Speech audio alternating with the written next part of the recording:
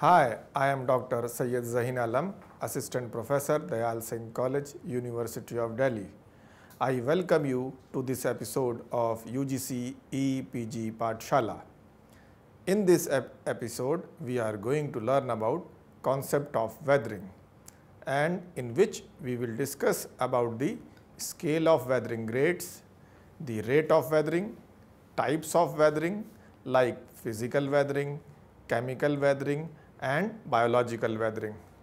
Similarly, we will also learn about the significance of weathering and features formed due to weathering processes.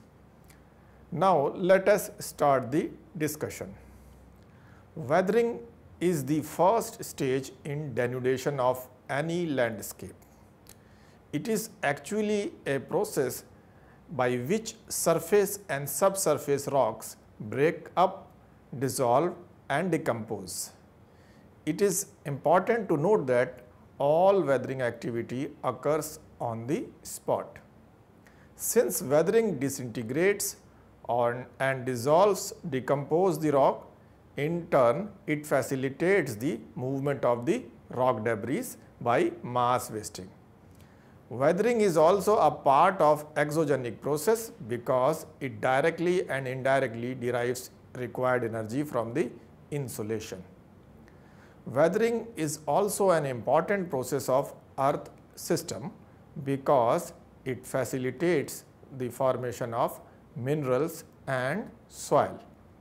You know, about 60% population of our country is directly and indirectly dependent on agriculture, which is to a great deal dependent on the soil.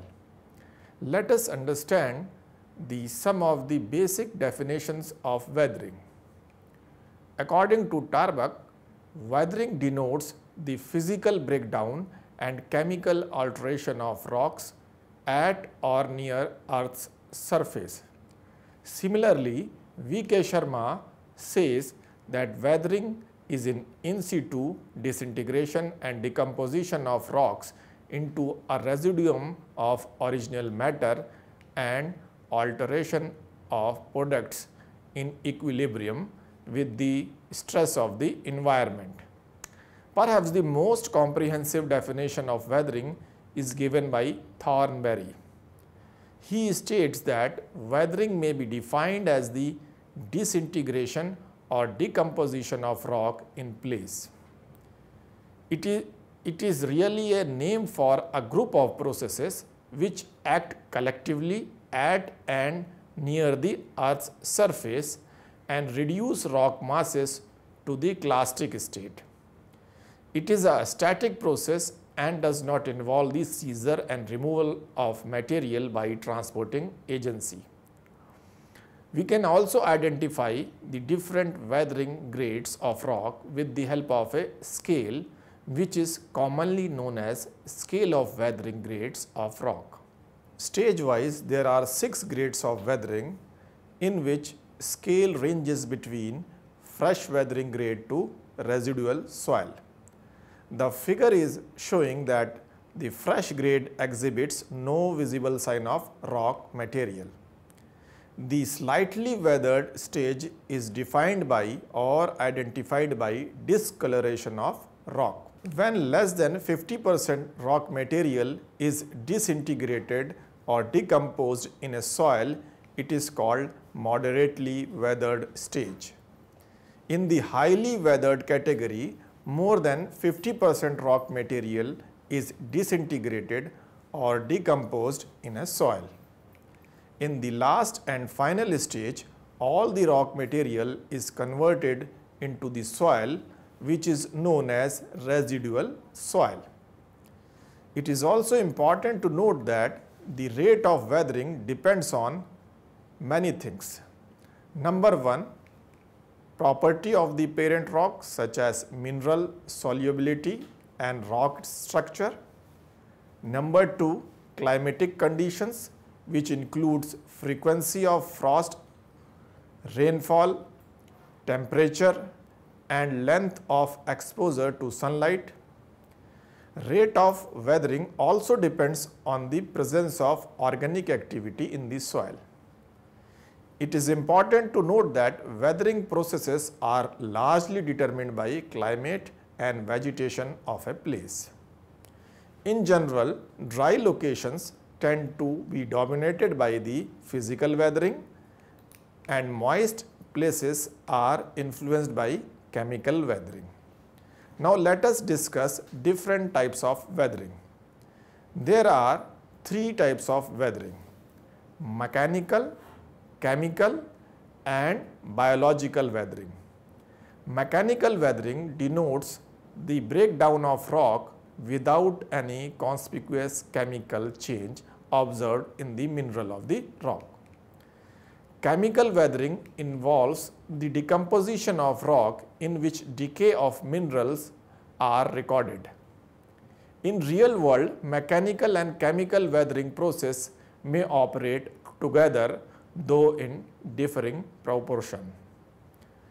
Biological processes also contribute to the weathering. The biological weathering is any type of weathering that is caused by living organism.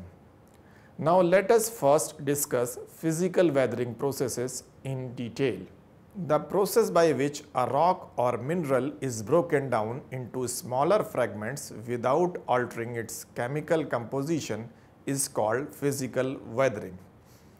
It transforms rock by breaking into smaller fragments through mechanical methods such as freeze-thaw, salt weathering and thermal cracking.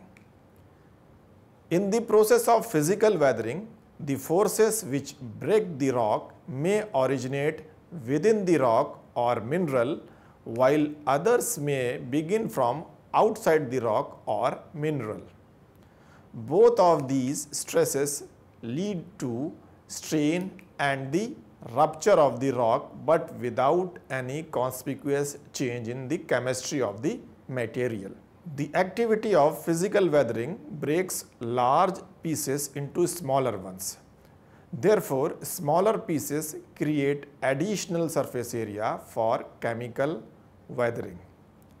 The broken or detached fragments of rock are called clasts. Physical weathering is more pronounced in deserts, high mountains and Arctic regions. There are several types of physical weathering processes. For example, frost wedging is pronounced when accumulated water in the fracture freezes and consequent expansion forces the weaker rock to break. Diurnal temperature change in place like hot desert may cause rocks to break apart. Similarly, tree root wedging may enlarge cracks in the rock, especially in dry climatic regions. Salt crystallization also aids to split the rock. The cracks may also develop in the rock masses due to unloading of deeply buried rock by erosion of the overlying layers and consequent isostatic expansion of the rock mass. Now let us discuss frost shattering. We all know that most substance expands as they are heated and they contract when they are cooled. Water is an exceptional wonder molecule. Unlike any other substance, it expands when it freezes. The total expansion is 9% in volume at 0 degrees Celsius and further to 13.5% at minus 22 degrees Celsius. This expansion is also responsible for the bursting of water pipes in the polar and subpolar regions. The water in the form of ice crystals can generate very strong cryostatic pressure against the hollow cracks, crevices and joints in the rock. In cold climatic regions, rocks contain small cracks which are sometimes filled with the water, and water in these cracks expand as it freezes. If cryostatic pressure exceeds the tensile strength of the rock breaks mechanically. This entire process is known as frost action or frost shattering. In the polar and subpolar region, frost shattering is one of the most effective processes of mechanical weathering. It creates widespread disintegration of the rock along its prearranged structural weakness present in the rock. Frost shattering is most effective in rocks containing numerous fractures or bedding planes. The block disintegration on steep slopes ultimately produces scree and talus at the foot of the hill. The present picture is showing in areas having gentle slope, the frost shattering creates bulky block fields also known as Felsenmeer. It is a German word which means sea of rock. It is apparent from the picture that the block fields look like sea of angular rocks, which is different from the screes and talus. Weathering can also occur due to expansion of rock mass that is attributed to unloading. The pressure release of the rock can cause physical weathering due to removal of overlying material by erosion known as unloading. The present animation is demonstrating that the rocks isostatically and elastically compensate for the erosional loss of mass. This expansion occurs perpendicular to the direction of the pressure release. Ultimately, unloading of pressure causes the rocks to fracture, generally in the horizontal direction. The number of fractures increases as the rock approaches the Earth's surface. The present photograph shows that the horizontally arranged fractures perpendicular to the surface of the Earth is called sheet fracture or sheeting. In Italian Alps region, many sheet fractures have developed after Pleistocene glaciation due to isostatic rebound. The weathering of granitic monolithic rock due to unloading and expansion in Bhuvangiri town has also formed rounded dome masses, that is called dome shaped masses. These masses are also known as exfoliation domes or onion peeled domes. Many such domes are also found in the Sierra Nevada range in the California in United States and Stone Mountain in Georgia and Half Dome in Yosemite National Park in United States of America. Now let us discuss the another type of weathering, that is insolation weathering. It is interesting to note that large diurnal temperature changes in the desert regions of the world is also responsible for mechanical weathering. Generally, rocks are composed of many mineral suits having varying physical property in terms of absorption, conductivity and retention of the heat. This results in differential rates of expansion and contraction of the rock. The surface of the rock also expands more than its interior part, which ultimately ruptures the rock. The differential volumetric expansion and contraction may also occur due to variation in the colors of the mineral grains present in the rock. Dark colored grains, because of absorption of properties, will expand much more than light colored grains. Therefore, rock disintegrates along the boundary of mineral grains. This process is known as insolation weathering. It is also important to note that in desert environment, the moisture in form of dew creates cycle of hydration and dehydration of minerals. This repeated process ultimately weakens the rock fractures for insolation weathering. The laboratory experiments by G.T. Griggs raised a doubt about the effectiveness of the thermal expansion without the presence of water. Now let us discuss the salt weathering or the crystallization of salts. Salt weathering is also a form of mechanical weathering of rock because in this case no conspicuous chemical alteration of rock constituents occur. The saline water found in pore spaces evaporates during the high temperature, that is the daytime or in dry conditions.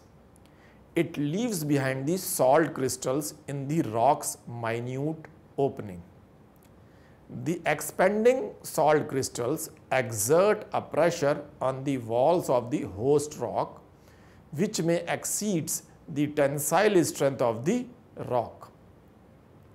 The tensile strength denotes the ability of material to withstand in tension. This process of falling off the individual grains may result in granular disintegration or granular foliation of the rock.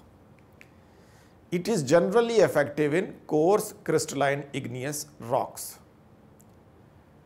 The magnitude of this stress varies with the composition and concentration of ionic species.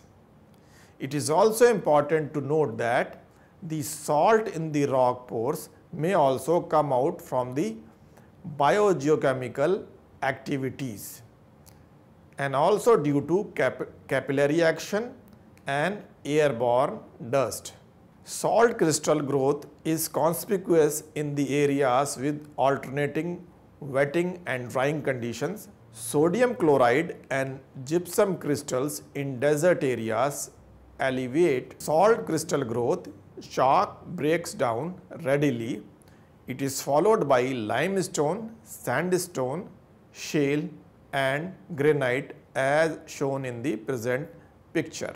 The capillary salts have caused extensive scaling, crumbling and discoloration of Islamic monuments of Khiva and Bukhara in Uzbekistan.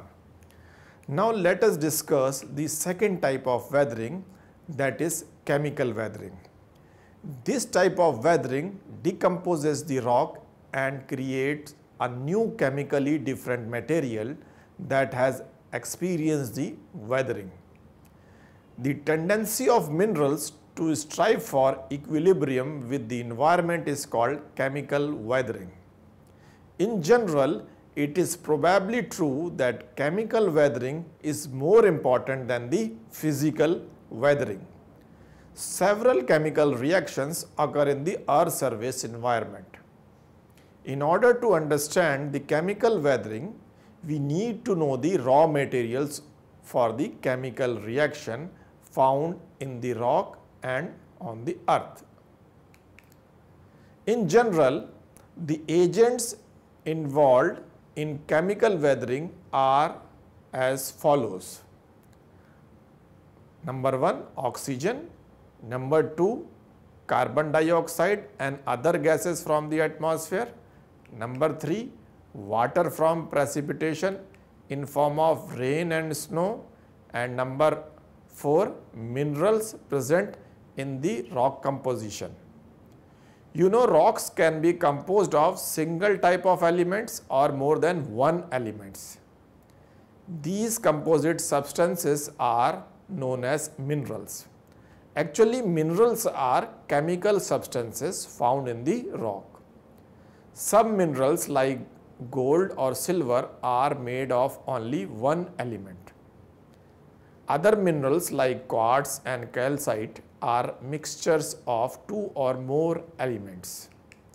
It is important to remember that internal structure of mineral is a principal factor which controls all sorts of chemical and physical properties of any rock.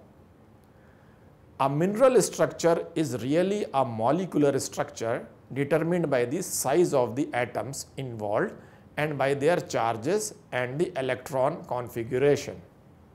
For instance, diamond and graphite have exactly the same chemical composition, but the carbon atoms are arranged differently and held together by different types of bonds.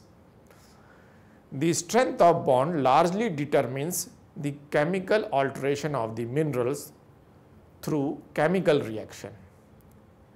During chemical weathering, the internal molecular structure of a mineral is altered by reaction with other elements. For example, dissolved oxygen in water contains potential to oxidize minerals that contain iron.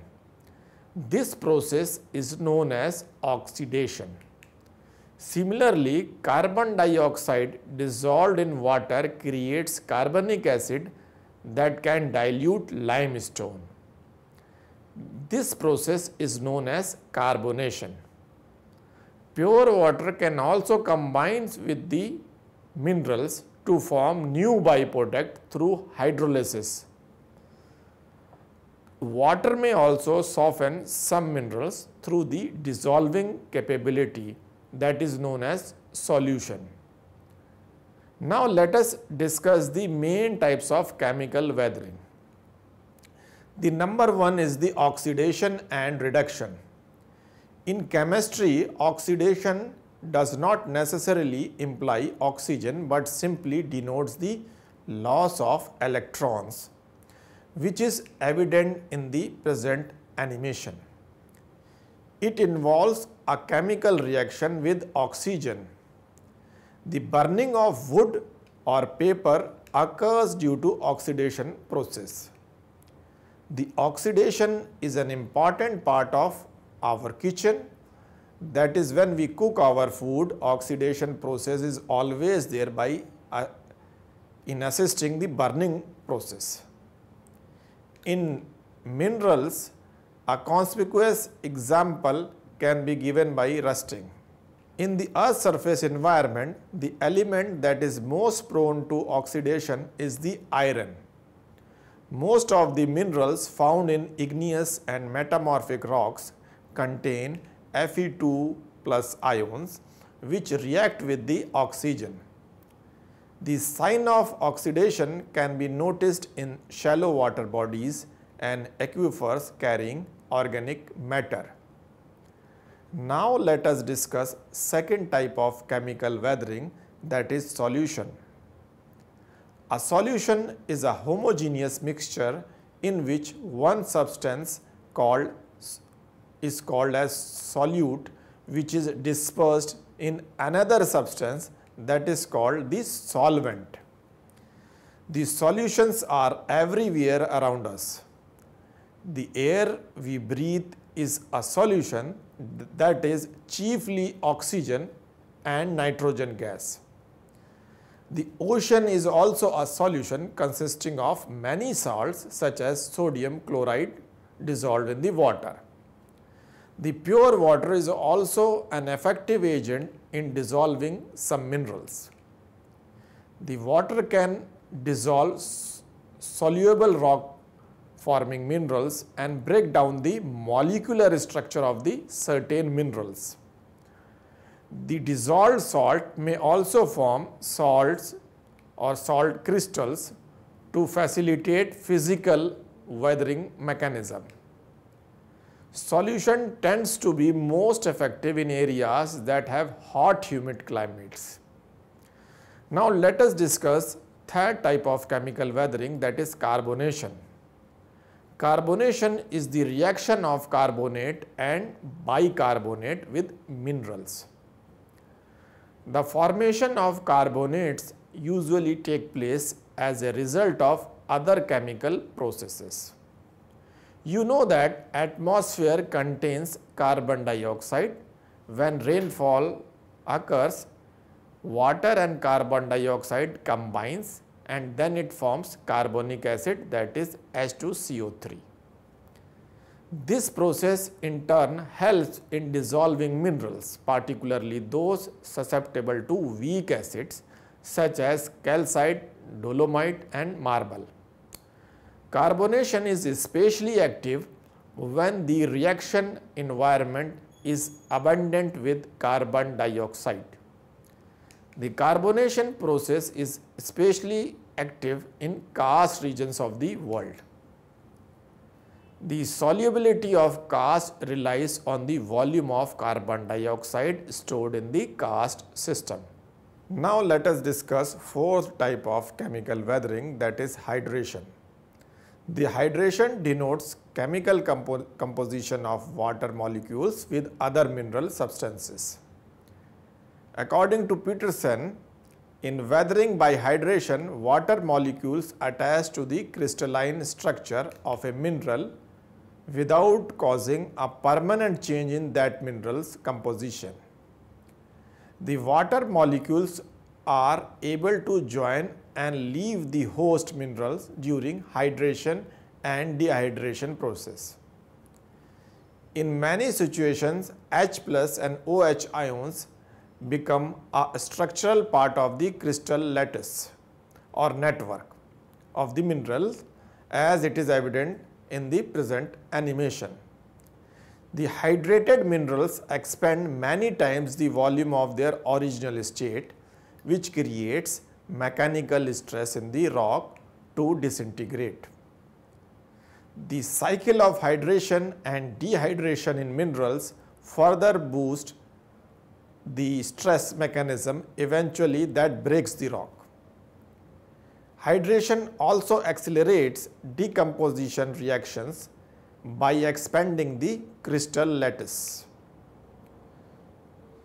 This in turn creates more surface area for further reaction and for physical weathering. Now let us discuss the third type of weathering, that is biological activity and related weathering. We know that word bio means life. Thus, biological weathering is any type of weathering that is caused by living organisms. The biological weathering has a common characteristic of both physical and chemical groups of activities. In this regard, let us first discuss the role of plants and animals. The present photograph reveals that plant roots penetrate into cracks in rock and slowly break the rocks apart mechanically. The roots of the plant also secretes certain chemicals to extract minerals, thereby causing chemical weathering. The major weathering agents produced by the plants include CO2, organic acids and ligands. The chelation is an important biogeochemical process, generally occurs in the root zone of the plant. The chelation breaks down the mineral structure by dissolving and dislocating metallic and non-metallic minerals, which in turn reduces the toxicity in the natural ecosystem. According to a weathering scientist, the growth of plants on the upper part of the historical Bharateshwara temple has deteriorated its condition. Animals and insects that den into soft rocks are also considered as mechanical weathering agents. The earthworms are found in most of the moist parts of the world with the exception of extreme temperatures. They till and decompose the soil minerals. Similarly, termites and ants lose minerals of the soil with their underground constructions. Many animals in the world dig up the earth for a variety of reasons. These activities help in exposing the new surfaces to the chemical attack. One of the most effective agents of biological weathering in the present time are we human beings. For example, mining and quarrying activity, highway construction and excavation of building foundations all lead to significant weathering of the surface of the earth. With this background, let us see what is the significance of weathering. See, weathering is an important mechanism which weakens surface material for the removal by erosional agents. It contributes to the formation of soil. We know that 60% population of our country is directly and indirectly dependent on the agriculture, which is to a great deal dependent on soil. The weathered rock fragments in the form of deposits make fertile plains, beaches and sand dunes. Similarly, minerals created by weathering processes supply nutrients for the plant uptake. Weathering also liberates chemical compounds which are directly and indirectly helpful to decrease the toxicity created in the atmosphere. Therefore, weathering is a process that is essential to many aspects of the hydrosphere, lithosphere and biosphere. Weathering processes can form number of features. Let us list out each feature. The block disintegration on a steep hilly slope ultimately produces scree and talus at the foot of the hill. Similarly, in areas having gentle slope, the frost shattering creates bulky block fields. Number 3. The horizontally arranged fractures perpendicular to the surface of the earth creates sheeting. Number 4. The capillary salts including nitrates and nitrites can cause extensive scaling, crumbling and discoloration of our building materials. Number 5. The carbonation process can also give shape to many karst features like sinkhole, stalactite and stalagmite. Number 6. It can form tors and spheroidal boulders due to repeated thermal expansion and contraction of the rock surfaces. So that is all for today. I hope you have enjoyed the episode and found it useful. Thanks for visiting and watching. Goodbye.